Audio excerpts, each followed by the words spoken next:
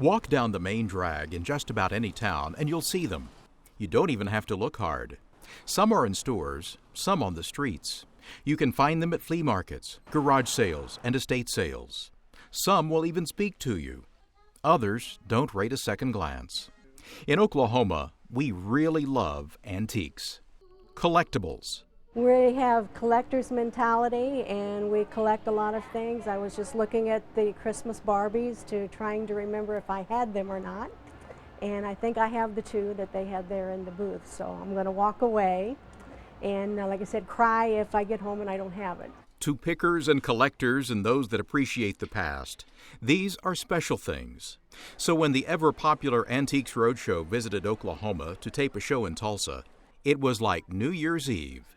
Hi, Mark Wahlberg, host of Antiques Roadshow, coming to you from Tulsa, Oklahoma.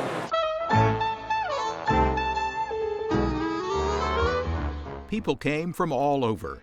Thousands lined up with treasures in hand, hoping for the chance to show off a hidden gem for the camera and to catch an appraiser's keen eye. And what do you have today? I don't know. Let's take a look. Are there any marks on that? I looked, I couldn't find anything.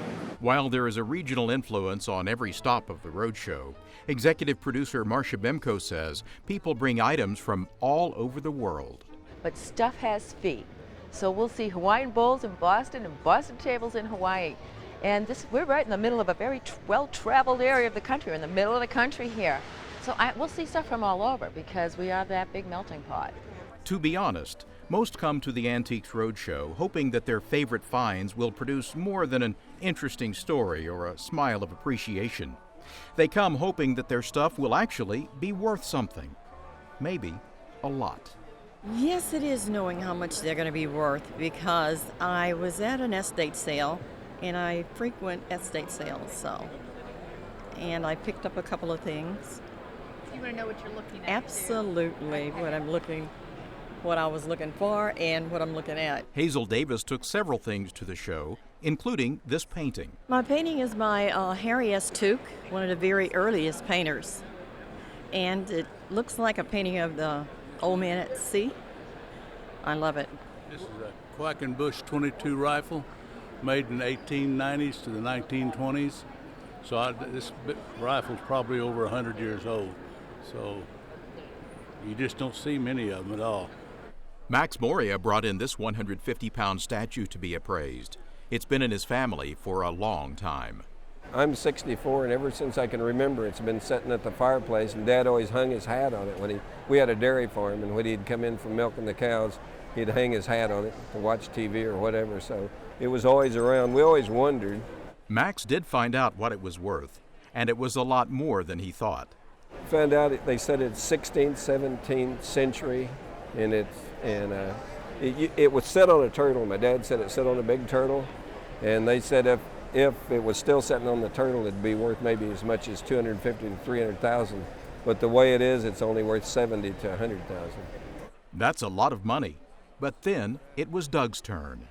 You've collected these along with a lot of other things, but these particularly what we're focused on today.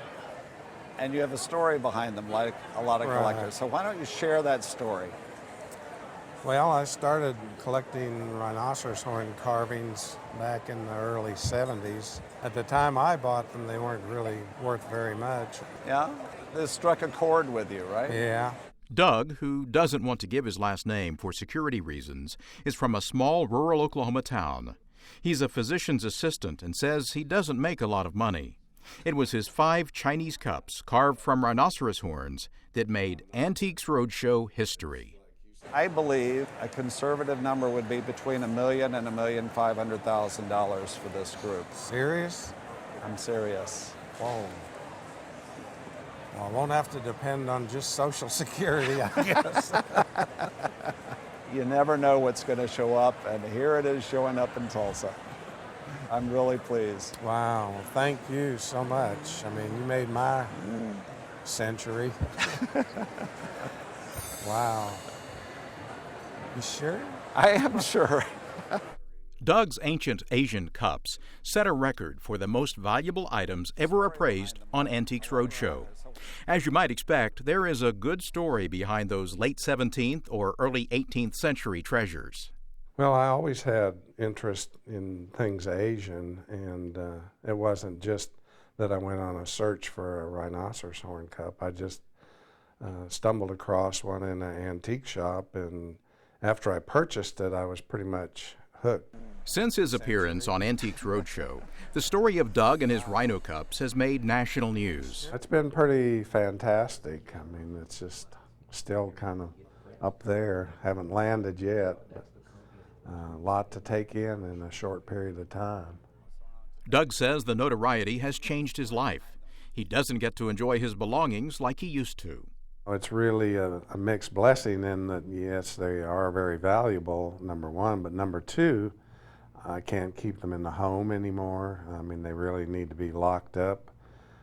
So something I've lived with and enjoyed for 40 years now isn't accessible even to me, except on rare occasions. So it's kind of a double-edged sword. Still, at his home, Doug surrounds himself with much of the art that he loves. I've never been one who's real money-oriented or material things. It's the love of the art and the love of the items that is my motivating force, not what they're worth.